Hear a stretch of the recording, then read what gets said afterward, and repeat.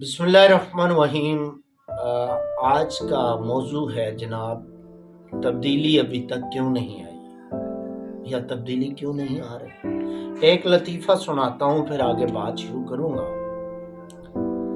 कोई किसी मुल्क का एक वज़ीर जो है वो बाहर का वज़ीर उस अपने स्टेटस के बंदे के पास आया, लेवल के बंदे के पास, दूसरे मुल्क। उसने कहा यार तुम्हारा घर बहुत मज़े का है, ये बड़ा ज़बरदस्त है, तो ये तुमने कैसे बनाया। उसने जनाब खिड़की खोली, पर्दा हटाया, उसने कहा वो देखो, वो पुल देखा है तुमने? कहा देखा है। नजर आ रहा है? कहा हाँ आ रहा है। कहा देखो 80% वहां पे लगाया और 20% यहाँ पे लगाया, तो ये घर बन गया है, ये इसलिए इतना। कहता अच्छा। कुछ अर्सा गुजरता है, अब ये वाला जो वजीर है वो उस वजीर के यहाँ जाता है, उस मुल्क में उसके घर जाता है, विजिट करता है, तो वो कहता है यार कमाल है, तुमने तो मुझसे भी ज्यादा जबरदस्त घर बना लिया, ये कैसे बना लिया तुमने? उसने कहा हो मैं तुम्हें बताता हूँ, बड़ा आसान फार्मूला है, तुम्ही से तो सीखा है। ठीक है दिखाओ। तो वो उसे खिड़की के पास ले जाता है और वो यूं खिड़की खोल के उसका पर्दा हटा के कहता है वो सामने पुल नजर आ रहा है? वो देखता है, कहता है यार नहीं नजर आ रहा। वो कहता है नजर कैसे आए, सारा तो मैंने इधर लगा लिया है, तो ये घर ऐसे बना है। तो जनाब हमारा आज का मौजू यही है, लेकिन थोड़ा सा मैं आपसे गुफ्तगू पंजाबी में करूंगा, आप पंजाबी का लुत्फ लेंगे और बात भी मैं आपको समझा पाऊंगा। लोग कहते हैं कि जनाब बादशाह इंदा है, इमरान खान इंदा है, शहबाज शरीफ इंदा है। ਉਹ ਬਈ ਗੱਲ ਇਸ ਤਰ੍ਹਾਂ ਹੈ, ਹੁਕਮਰਾਨਾਂ ਦੇ ਬਦਲਣ ਨਾਲ ਕੁਝ ਨਹੀਂ ਹੋਣ ਲੱਗਾ, ਸਾਨੂੰ ਆਪ ਵੀ ਬਦਲਣਾ ਪੈਣਾ। ਅਸੀਂ ਸੋਚਦੇ ਹਾਂ ਸਾਡੇ ਮਨਪਸੰਦ ਹੁਕਮਰਾਨ ਦੀ ਹਕੂਮਤ ਆਏਗੀ ਨਾ ਤੇ ਅਗਲੇ ਦਿਨ ਇਨਕਲਾਬ ਆ ਜਾਏਗਾ, ਰਾਤੀ ਸੋ ਕੇ ਉੱਠਾਂਗੇ ਸਵੇਰ ਸਾਰੇ ਨੇਕ ਹੋਏ ਹੋਣਗੇ। ਉਹ ਬਈ ਇੰਜ ਨਹੀਂ ਹੁੰਦਾ। ਜਦੋਂ ਤੱਕ ਤੁਸੀਂ ਆਪਣੇ ਅਮਾਲ ਨਹੀਂ ਬਦਲੋਗੇ, ਇਹ ਜਿਹੜੀਆਂ ਆਦਤਾਂ ਪਾਈਆਂ ਹੋਈਆਂ ਜਿਨ੍ਹਾਂ ਦਾ ਚਾਰ ਪਾਇਆ ਹੋਇਆ ਦੀਮਕ ਦੀ ਤਰ੍ਹਾਂ ਸਾਡੇ ਮੁਲਕ ਨੂੰ ਚੱਟ ਰਹੀਆਂ, ਸਾਡੇ ਅਖਲਾਕ ਨੂੰ, ਕਿਰਦਾਰ ਨੂੰ, ਮਾਸ਼ਰੇ ਨੂੰ, ਨਵੀਂ ਨਸਲ ਨੂੰ ਸਭ ਚੱਟ ਗਈ ਹੈ ਦੀਮਕ ਦੀ ਤਰ੍ਹਾਂ। ਬੁਰੀ ਆਦਤ, ਘੱਟ ਤੋਲਣਾ, ਝੂਠ ਬੋਲਣਾ, ਸਿਫਾਰਿਸ਼, ਰਿਸ਼ਵਤ। ਮੈਂ ਤੁਹਾਨੂੰ ਨਸੀਮ ਮਜਾਜ਼ੀ ਦਾ ਸਫੇਦ ਜਜ਼ੀਰਾ ਨਾਵਲ ਹੈ, ਉਹਦੀ ਬੁਨਿਆਦ ਉਹਨੇ 1-2 ਹਕਾਇਤਾਂ ਤੇ ਰੱਖੀ ਹੈ। ਉਹ ਇੱਕ ਹਕਾਇਤ ਸੁਣਾਉਣਾ, ਤੁਸੀਂ ਸਮਝ ਜਾਓਗੇ। ਫਿਰ ਇੱਕ ਹਦੀਸ ਵੀ ਹੈ, ਉਹ ਮੈਂ ਆਖਰ ਦੱਸਾਂਗਾ।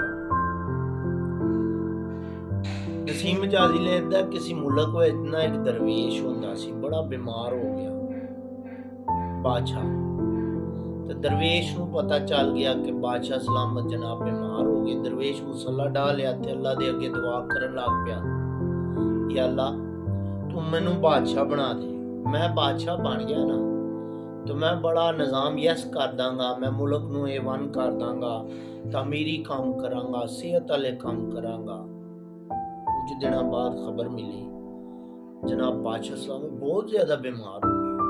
वो दरवेश पहले दिल च दुआवां मंगना सी, हुण वो उच्ची उच्ची मसला विच आके ना आवाज़ नाल या अल्लाह मैनू बादशाह बना दे, मैं इंज करांगा, मैं इंज करांगा। ओदा एक चेला सी नाल, दरवेश को एक चेला हुंदा है, मतलब चेला ਉਹਦੀ ਖਿਦਮਤ ਕਰਨਾ ਹੈ, ਖਿਦਮਤਗਾਰ ਬਚੂੰਗੜਾ ਜਿਹਨੂੰ ਕਹਿੰਦੇ ਆ, ਠੀਕ ਹੈ। ਉਹ ਮੰਗ ਕੇ ਲਿਆਣਾ ਪੂਰੇ ਪਿੰਡ ਚੋਂ, ਸ਼ਹਿਰ ਚੋਂ, ਕਲੇ ਚੋਂ, ਤੇ ਸ਼ਾਮ ਦਰਵੇਸ਼ ਖਾਣਾ ਤੇ ਇਬਾਦਤ ਕਰਨਾ ਰਹਿਣਾ। ਉਹ ਸੁਣੇ ਪਿਆ ਕਿ ਮੇਰਾ ਉਸਤਾਦ ਯਾਨੀ ਦਰਵੇਸ਼ ਜੀ, ਉਸਤਾਦ ਜੀ ਤੇ ਬੜੇ ਮਜ਼ੇ ਦੀਆਂ ਦੁਆਵਾਂ ਕਰ ਰਹੇ, ਬਾਦਸ਼ਾਹ ਬਣ ਜਾਣਗੇ, ਇਹ ਤੇ ਬਹੁਤ नेक है, हर टाइम इबादत कर रही है, इन्हां दी दुआ कबूल हो जाएगी। चेला बड़ा हैरान होया। वो हुण मजीद खबर आई कि बादशाह दा ना नज़ा दा आलम है, कोई आखिरी वक्त चल रहा है ते की पता बादशाह सलामत डिलीट हो जाए। वो दरवेश फिर मुसल्ला डाया, जनाब शुरू हो गया, चेले भी नाल मुसल्ला विछा लिया। दरवेश दुआ करे, या अल्लाह मां बादशाह बना, मैं चोरां नूं सजा दा। ਚੇਲਾ ਨਾਲ ਮਸਾਲਾ ਵਿਚਾਇਆ, ਉਹ ਉੱਚੀ ਜੀ ਦੁਆ ਕਰਿਓ ਕਿ ਯਾ ਅੱਲਾ ਮਾਂ ਬਾਦਸ਼ਾਹ ਬਣਾ, ਮੈਂ ਚੋਰਾਂ ਨੂੰ ਵਜ਼ੀਰ ਬਣਾਵਾਂਗਾ। ਦਰਵੇਸ਼ ਦੁਆ ਕਰੇ, ਯਾ ਅੱਲਾ ਮੈਂ ਨਾ ਪੁੱਲ ਬਣਾਵਾਂਗਾ। ਚੇਲਾ ਦੁਆ ਕਰੇ, ਯਾ ਅੱਲਾ ਮੈਂ ਪੁੱਲ ਢਾ ਦਾਂਗਾ, ਤੂੰ ਮੈਨੂੰ ਬਾਦਸ਼ਾਹ ਬਣਾ, ਉਸਦੀ ਜ਼ਰੂਰਤ ਨਹੀਂ। ਬੜਾ ਦਿਲਚਸਪ ਸੀਨ ਇਹ ਹੋਇਆ, ਦਰਵੇਸ਼ ਜਿਹੜੀ ਦੁਆ ਮੰਗੇ ਚੇਲਾ ਉਲਟ ਮੰਗੇ। ਦਰਵੇਸ਼ ਮੁੜ ਕੇ ਹੀ ਤੱਕਿਆ, ਤਾਂ ਪੁੱਛਿਆ, ਉਹ ਕਾਕਾ ਤੈਨੂੰ ਕੀ ਮਸਲਾ ਹੈ, ਕੀ ਗੱਲ ਹੈ, ਨਾਫਰਮਾਨੀ ਗੁਸਤਾਖੀ ਕਿਉਂ ਕਰ ਰਿਹਾ? ਉਸ ਕਿਹਾ, ਉਸਤਾਦ ਜੀ ਮਾਜ਼ਰਤ ਚਾਹਨਾ, ਮੈਂ ਤੁਹਾਡਾ ਚੇਲਾ, ਮੈਂ ਤੇ ਇਬਾਦਤ ਵੀ ਨਹੀਂ ਕੀਤੀ, ਤੁਸੀਂ ਇਬਾਦਤ ਵੀ ਕੀਤੀ, ਤੁਸੀਂ ਦੁਆਵਾਂ ਵੀ ਚੰਗੀਆਂ ਮੰਗ ਰਹੇ ਹੋ, ਤੇ ਦੁਆ ਵੀ ਤੁਹਾਡੀ ਕਬੂਲ ਹੋਣੀ ਹੈ, ਮੇਰੀ ਕਿਤੇ ਕਬੂਲ ਹੋਣੀ ਹੈ। ਠੀਕ ਹੈ। ਚੇਲੇ ਨੇ ਜਦੋਂ ਇਹ ਦਲੀਲ ਦਿੱਤੀ, ਮੈਂ ਕਿਹਾ ਮੈਂ ਤੇ ਮੰਗਦਾ ਹੀ ਗਲਤ ਪਿਆ ਦੁਆਵਾਂ, ਤੁਸੀਂ ਮੰਗ ਵੀ ਠੀਕ ਰਹੇ ਹੋ, ਅੱਲਾ ਤੁਹਾਡੀ ਦੁਆ ਕਬੂਲ ਕਰੇਗਾ। ਨਾ ਇਹ ਵੀ ਠੀਕ ਹੈ। ਖਬਰ ਆ ਗਈ ਜੀ, ਬਾਦਸ਼ਾਹ ਸਲਾਮਤ ਡਿਲੀਟ ਹੋ ਗਏ। ਦਰਵੇਸ਼ ਫੇਰ ਮੁਸੱਲਾ ਵਿਛਾਇਆ, ਜਨਾਬ ਦੁਆ ਸ਼ੁਰੂ ਕਰ ਦਿੱਤੀ, ਵੀ ਅੱਲਾ ਮੈਨੂੰ ਬਾਦਸ਼ਾਹ ਬਣਾ। ਚੇਲੇ ਵੀ ਪਿੱਛੇ, ਤੇ ਚੇਲਾ ਹਰ ਦੁਆ ਉਲਟ ਕਰਦਾ ਜੀ। ਉਹ ਕਹੇ ਮੈਂ ਨਲਕੇ ਲਾਵਾਂਗਾ ਪਾਣੀ ਦੇ, ਕਵੇ ਮੈਂ ਪੁੱਟ ਦਾਂਗਾ। ਉਹ ਕਹੇ ਮੈਂ ਬੂਟੇ ਲਾਵਾਂਗਾ, ਉਹ ਕਹਿੰਦਾ ਮੈਂ ਬੂਟੇ ਉਖੇੜ ਦਾਂਗਾ। ਸਾਰੀਆਂ ਦੁਆਵਾਂ ਪੁੱਠੀਆਂ।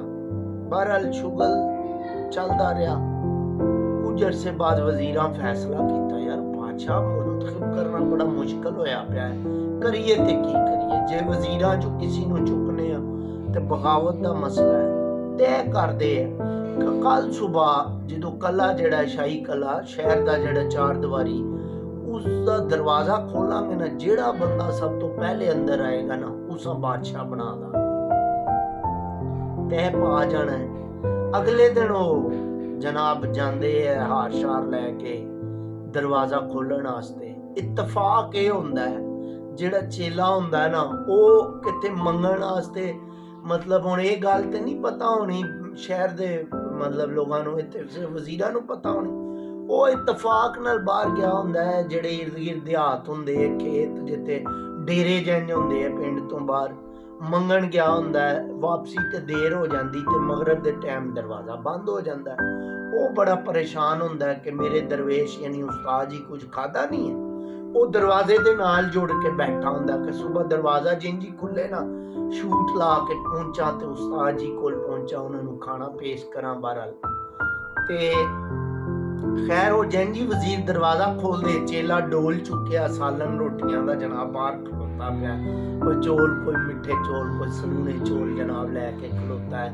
ਜੰਜੀ ਦਰਵਾਜ਼ਾ ਖੋਲਿਆ, ਉਹ ਸ਼ੂਟ ਲਾਂਦਾ ਅੱਗੇ, ਜਨਾਬ ਵਜ਼ੀਰ ਉਹਨੂੰ ਮੋਢੇ ਤੇ ਚੁੱਕ ਲੈਂਦੇ ਕਿ ਬਈ ਤੂੰ ਬਾਦਸ਼ਾਹ ਅੱਜ ਤੋਂ ਬਾਅਦ। ਉਸ ਲੈ ਜਾਂਦੇ, ਨਹਾਉਂਦੇ ਧਵਾਉਂਦੇ, ਕੱਪੜੇ ਪਵਾਉਂਦੇ, ਉਸ ਬਾਦਸ਼ਾਹ ਬਣਾ ਦਿੰਦੇ।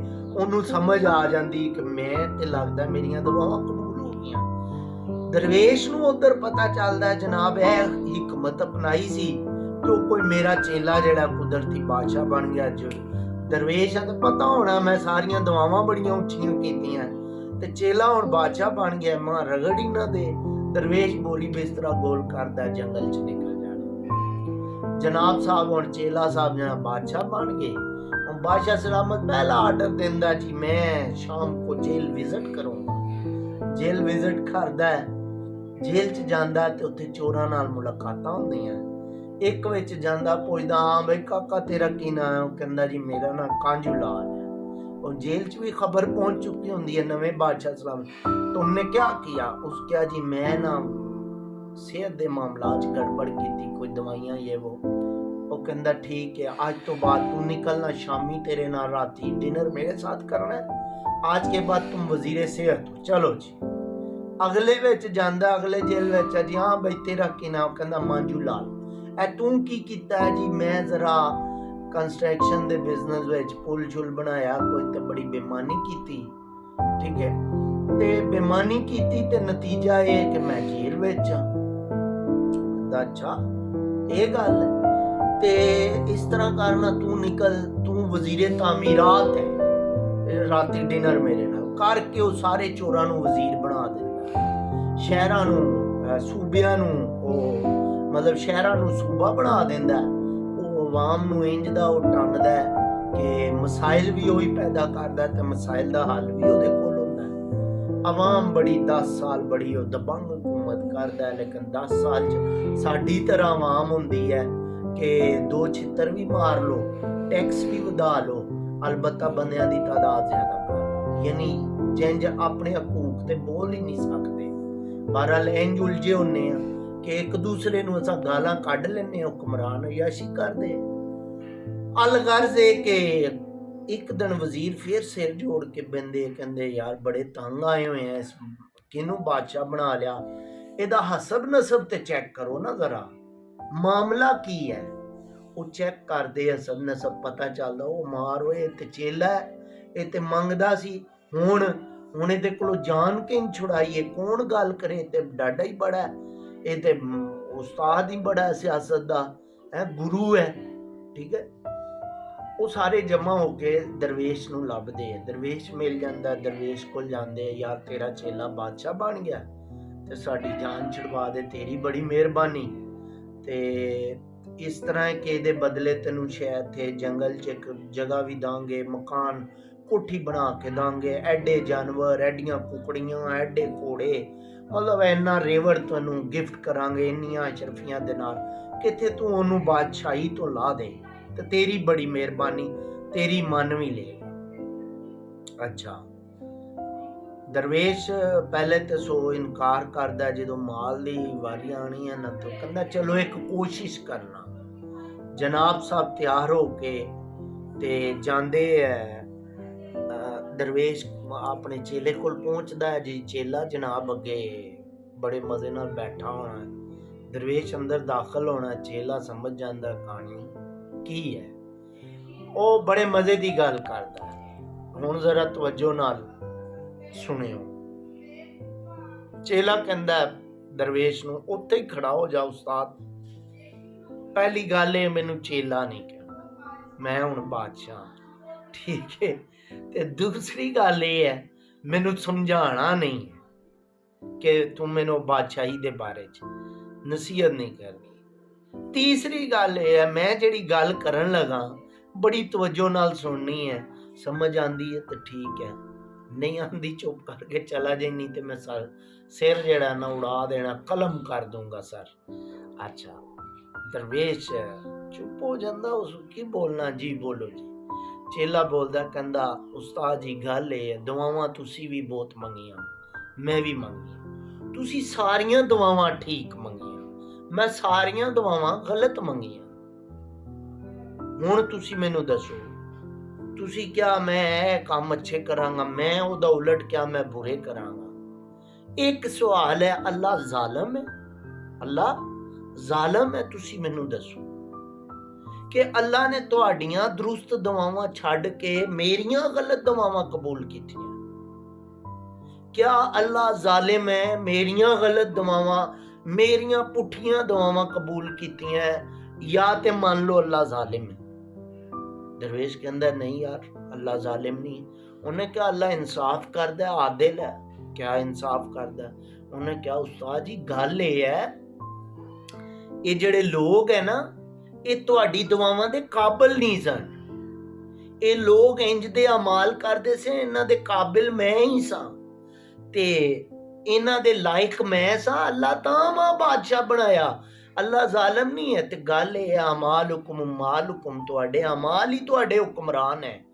ਅਸੀਂ ਰਾਤੀ ਸੋਨੇ ਆ ਤੇ ਕਹਿੰਦੇ ਆ ਕਿ ਫਲਾਂ ਆਦਮੀ ਨੂੰ ਵੋਟ ਦਾਂਗੇ, ਸੁਬਾਹ ਜਨਾਬ ਮੁਲਕ ਵਿੱਚ ਇਨਕਲਾਬ ਆਇਆ ਹੋਏਗਾ, ਸਾਰੇ ਨੇਕ ਬਣ ਜਾਣਗੇ, ਸਾਰੇ ਕੋਈ ਮੁਰਗੀ ਚੋਰ ਹੈ, ਕੋਈ ਆਂਡਾ ਚੋਰ ਹੈ, ਕੋਈ ਸਾਈਕਲ ਚੋਰ ਹੈ, ਕੋਈ ਪੈਡਲ ਚੋਰ ਹੈ, ਤੇ ਸੁਬਾਹ ਉਠਾਂਗੇ ਸਾਰੀ ਦੁਨੀਆ ਤਰੱਕੀ ਕਰੇਗੀ, ਕੱਲ ਨਵਾਂ ਪਾਕਿਸਤਾਨ ਹਾਸਿਲ ਹੋ ਜਾਏਗਾ, ਅਸੀਂ ਸਾਰੇ ਚੇਂਜ ਹੋਏ ਹੋਵਾਂਗੇ। ਇੰਜ ਨਹੀਂ ਹੁੰਦਾ ਜਨਾਬ, ਆਮਾਲ ਹੁਕਮ ਮਾਲ ਹੁਕਮ ਹਦੀਸ ਹੈ, ਤੁਹਾਡੇ ਆਮਾਲ ਹੀ ਤੁਹਾਡੇ ਹੁਕਮਰਾਨ ਹੈ।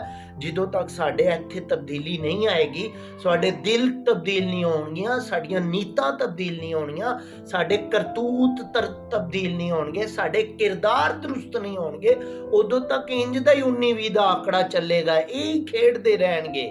ਸਿਆਸਤਦਾਨ ਸਾਰੇ ਭੈਣ ਭਰਾ ਨੇ, ਆਪਸ 'ਚ ਇੱਕ ਦੂਸਰੇ ਨੂੰ ਸਮਾਈਲੀਆਂ ਪਾਸ ਕਰਨਗੇ, ਯੱਬੋਗੇ ਤੁਸੀਂ, ਉਹਨਾਂ ਦੇ ਸਾਰੇ ਰਿਸ਼ਤੇਦਾਰ ਸੈੱਟ ਹੋ ਜਾਣਗੇ, ਉਹ ਖਾਣਗੇ ਪੀਣਗੇ ਤੇ ਜ਼ਿੰਦਗੀ ਗੁਜ਼ਾਰਨਗੇ। ਇਹ ਇੰਜੀ ਹੈ ਜਿਵੇਂ ਸ਼ੁਰੂ 'ਚ ਮੈਂ ਇੱਕ ਲਤੀਫਾ ਸੁਣਾਇਆ, ਸੇਮ ਉਹ ਵਾਲੀ ਕਹਾਣੀ ਹੋਏਗੀ।